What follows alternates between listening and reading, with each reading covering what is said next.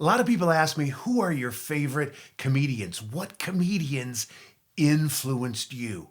And that's the question we wrestle with at the beginning of Gavin's Comedy College. I help my students discover their own comedic view, a point of view, and it's often colored by the comedians that you find funny. I remember my very first comedian that I got into. I saved and scrimped my quarters and nickels and dimes.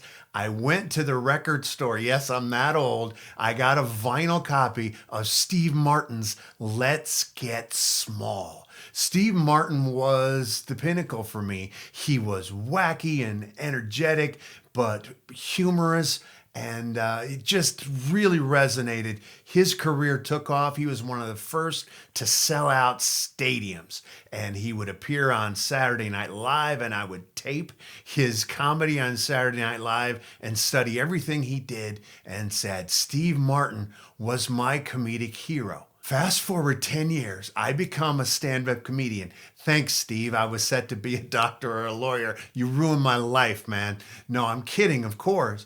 But I went back after 10 years of being a stand-up comic and listened to these albums again that I cherished so much as a kid. And there's a subtext.